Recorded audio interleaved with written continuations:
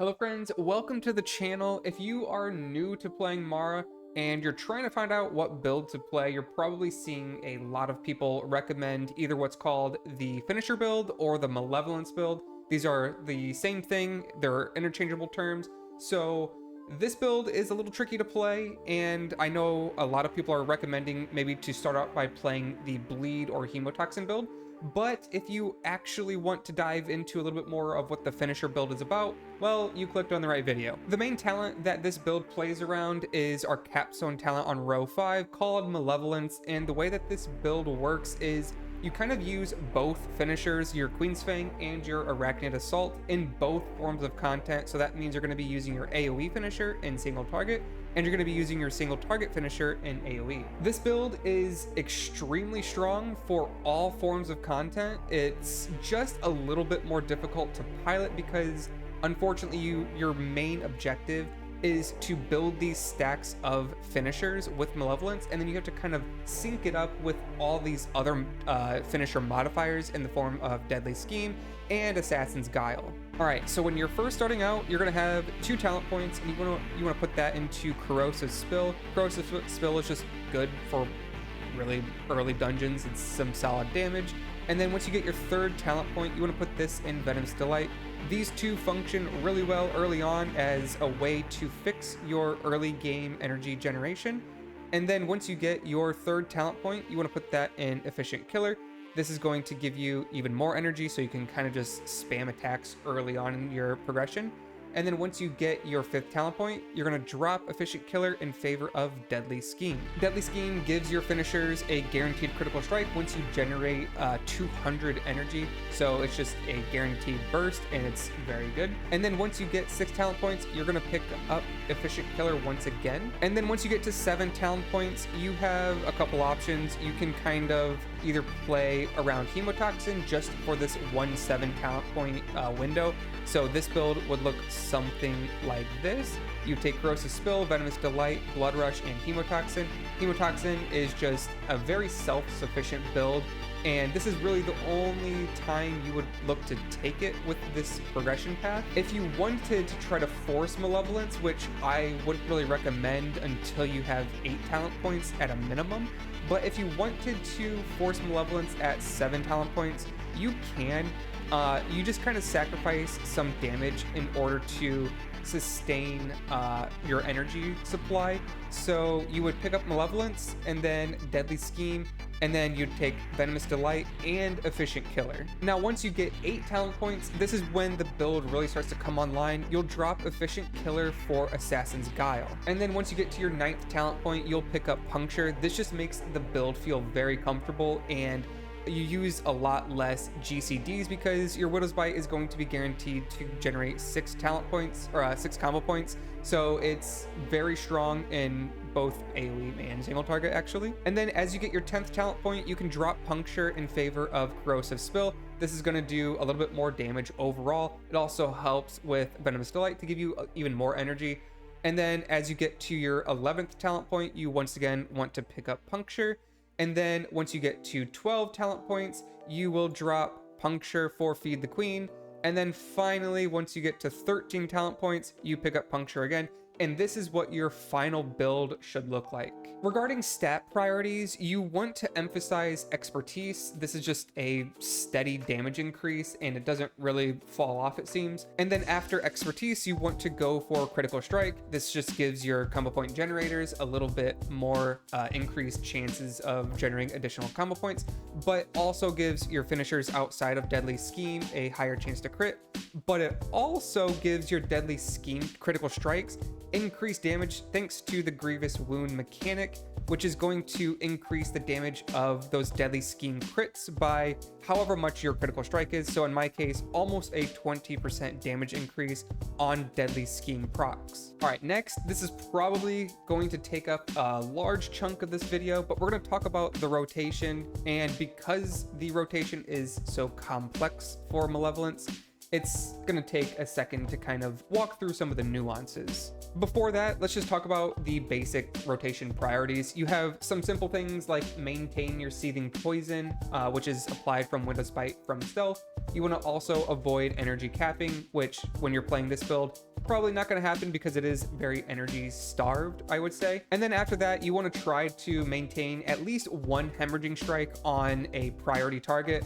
You can probably use it up to 2 or 3 on more high priority targets in AoE situations, but you don't really need to concern yourself with it compared to something like Chemotoxin and the Bleed build. From here, you want to be looking to use your Maiden of Death on cooldown. You can actually look to hold Maiden if it's going to line up with your ultimate shortly. After that, you don't want to sit on your stealth charges for too long. You don't want to sit on Widow's Bite charges for too long because those will help you generate Deadly Scheme and also maintain your energy supply. And then as far as like target priorities, you want to use Queen's Fang in 2 or fewer target scenarios with 5 to 6 combo points. And then you want to use Arachnid Assault in 3 or more targets with a 4 combo point Arachnid Assault. For builders, we want to use Skittering Blade in 2+ targets and then Backstab in pure single target. Or if you're looking to use stealth, like a stealth proc, you want to use Backstab from stealth in 1 to 3 targets, and then anything above 4 or more, you want to use your Skittering Blades from stealth. Okay, now that that's out of the way, I want to talk about 2 phases for the finisher build. First, you have the burst phase, and then you have the prep phase. You're ready for the burst phase when you have 3 conditions that are met. First, you need 2 stacks of the correct finisher with that Malevolence buff. So in single target, you would want 2 Queen's Fang Malevolence buffs. The second condition is that you're ready for Deadly Scheme to proc. Either it has procced or it's going to proc in the next couple of GCDs. And the final condition is you have one of your Brooding Shadows or your stealth charges ready to go in order to trigger Assassin's Guile. Only when those 3 conditions have been met are you ready to actually initiate your burst phase. So I'll just do a little demonstration of what that burst phase would look like. So I'm gonna start by prepping this a little bit by getting the correct finishers set up and stuff. So we have one of our Queen's Fang now after dumping an Arachnid Assault. And now we have 2 stacks. So that first condition is met. Deadly Scheme is charging here. And now it's close enough. So we're gonna begin by stealthing, opening with Backstab, Queen's Fang, Widow's Bite, Queen's Fang, and that's pretty much it. You have 4 GCDs that you can fit into your burst window, and you can fill it with opening with a Backstab, and then the first GCD out of stealth from that point will be your Queen's Fang, empowered by Malevolence. And then you can use a Widow's Bite. If you have Puncture, then you'll have 6 combo points. If you don't have Puncture, you'll have to do Widow's Bite plus Backstab. And then the final GCD is just your second empowered Queen's Fang. The prep phase now is when Deadly Scheme just finished proccing and you have this scenario where you have 2 of the incorrect finisher for the content you're doing. So in this case, in single target, it would be I have 2 stacks of the Arachnid Assault buff. So let me set this up and kind of illustrate what the next steps are going to be. All right, so you're going to see here, Deadly Scheme just procced. I now have 2 stacks of Arachnid Assault and Deadly Scheme is building. I just want to dump my Arachnid Assault as quickly as possible. So like you can use it with 2, 6, 4 combo points, really whatever. You're trying to dump it until you get to this state where once again, you're ready for your burst phase to begin. And so you are just constantly trying to prepare your prep phase by dumping your Arachnid Assaults as quickly as possible. You basically have 8 GCDs to fit in from the time your Deadly Scheme procs initially during the burst phase until it'll proc the next time. So during your prep phase, you're just working on like dumping combo points as quickly as possible. So like right now I'm just doing 2 combo point Arachnid Assault and I'm ready for my burst phase again. So you're always doing this dance in the prep phase where you're analyzing how close Deadly Scheme is to proccing to judge how many GCDs you can fit in that window. In addition, during the prep phase, you also have the choice of maintaining your hemorrhaging strike in that window. Something that you can do for that is like do two combo point arachnid assaults, and then you can do something like a Widow's Bite into hemorrhaging strike. That is a good way to both boost your energy reserves really quickly and kind of force Deadly Scheme to proc a little bit sooner, while also maintaining your hemorrhaging strike on the target. So there's just a little bit of nuance in that prep phase, and that's kind of what makes the Malevolence build a little challenging, is kind of gauging what options you have on the fly. Now, I will say there is a little variance in how Deadly Scheme works sometimes, and this is because of the Venomous Delight being a random proc. So if you're getting really lucky and you're getting a bunch of Venomous Delight procs, you're going to be generating energy faster than you might anticipate. What this means is that sometimes you might get a situation where the Deadly Scheme is going to proc when you're in the middle of your prep phase. You're not quite ready to initiate your burst phase quite yet, or like maybe you have Assassin's Guile, or sorry, you have your Brooding Shadows still on cooldown, so you can't initiate Assassin's Guile quite yet.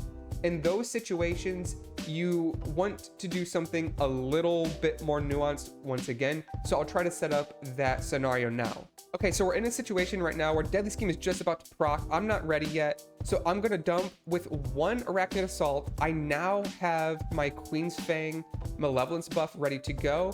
So in this situation, I'm still gonna dump my Deadly Scheme on this Malevolence Queen's Fang. So that way it kind of just resets my timer here. And now I'm ready again for the burst phase. So there's a way there to maintain your cadence, and it's by dumping the wrong finisher, in this case Arachnid Assault, dumping one charge of Malevolence, so that way you have one buff of each. And that way, if you're not quite ready for your burst phase, because again, you have to have the condition of having 2 of the correct finisher buffs, so you only have 1 and 1 of each, you want to dump your Deadly Scheme on the correct finisher still while it's buffed by Malevolence, and then it resets the timer, so that way you can fit 8 more GCDs back into your prep phase. And this can look like dumping 6 combo point Arachnid Assaults at that point. You can maintain your Hemorrhaging Strike again. There's just a lot of nuance in that prepping stage. AoE situations are pretty much the same, except in reverse. So the good buff that you want to maintain is going to be Malevolence Arachnid Assault, and the bad buff in this case would be Queen's Fang. And then the builders that you want to use are Skittering Blade instead of Backstab. The one thing to note, the major change in AoE situations, is that because of your Brooding Shadows and Volatile Poison, it's going to be a poison effect in AoE. It's going to make Venomous Delight trigger much more frequently. So this is going to mean that in AoE situations, the build is just kind of sped up quite substantially. So just know that you'll be cycling through buffs much more at a much higher pace. So just kind of be aware that you might have to dump a like Malevolence Queen's Fang earlier than you anticipate in order to get the Deadly Scheme proc going onto your Arachnid Assault. It's not going to be the end of the world if you use your Deadly Scheme proc on a Malevolence buffed Queen's Fang, just because, well, hopefully you're targeting a priority target and it's going to be priority damage going into that target. So not the end of the world. It will just kind of hurt your overall slightly. Just really in AoE, you still want to be prioritizing the Deadly Scheme procs going on a Malevolence Arachnid Assault. And the burst phases in this, or the burst conditions, are the exact same, where you want 2 of the Arachnid Assault Malevolence stacks before you're ready to go. You want to have Deadly Scheme about to proc, and you need a stack of your Stealth in order to trigger Assassin's Guile. And then just briefly talking about our best in slot weapon, we really want to use Fateful Dagger or Fated Strike. this is going to give a expertise buff, which is our primary stat, our best stat, and it also decreases it increases the rate at which your abilities cool down. I think it cuts off about 15 seconds if I'm not mistaken. So let me just test that real quick. I'll just use my maiden into the weapon. So yeah, you can like see it speeding down here. Yeah, so it shaves off a really chunky portion. It also does some cleave damage, but the really nice thing is that with the finisher build, it's recharging your Brooding Shadows very quickly, and it's also reducing the cooldown of your Widow's Bite. This helps you get more burst windows off throughout a fight. It helps you maintain your energy through more Widow's Bites. So just overall, Fated Strike is very good. A couple other options that I unfortunately don't have to show off at the moment are Earthbreaker. It's pretty good. It got nerfed from its previous open beta state. It's still really good if you're doing very large pulls, but it's no longer far and away the best option. The other option that is pretty good is I can't remember what the weapon or ability name is. It's the one that does AoE damage and it gives you critical strike chance increase when it hits enemies. That one is also really good, a good second option. The only one that's not super great is the Void touched weapon or Void Bringers. It just doesn't quite compete. It is only single target damage, and it is nice in those environments, but as we know, a lot of these dungeons happen to have a lot of AoE situations. So unfortunately, this weapon just kind of falls a little bit behind. You don't really want to use Void Touch Dagger, but if you get it as your first weapon, you still obviously want to use that over whatever you had previously. As far as gems go, red is pretty solid because it gives you primary stat for pretty low investment. If you can get the Might of the Minotaur to tier 2, this will give you 9% primary stat. This was changed from the open beta. Before, the initial levels of these gems gave a lot more stat, but they backloaded some of these so that more of the power comes from later investment. So that's why you see a lot or like a pretty sizable jump from 3% up to 9% for getting the tier 2 form of this gem power. Emeralds are also really good. This gives you an expertise buff. If you can get the second tier of First Strike, there's a lot of bosses that will spawn ads. You can proc this First Strike on those ads. So really, even though you're only dealing damage to an enemy for the first time, that might sound like a limitation, but there are not that many pure single target fights in the game.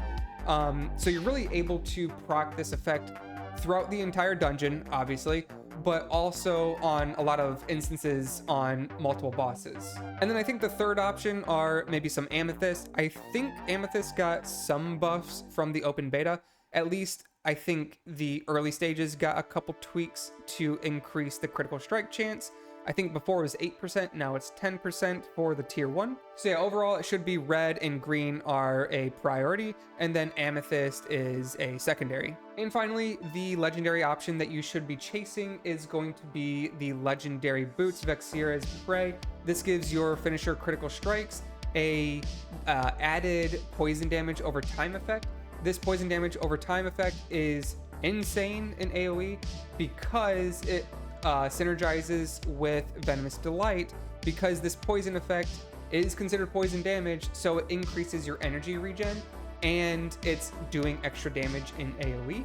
So it kind of does some insane things due to all these different interactions with the finisher build. But that should wrap up everything that I have for the Malevolence or the finisher build. Let me know down in the comments if anything wasn't too clear.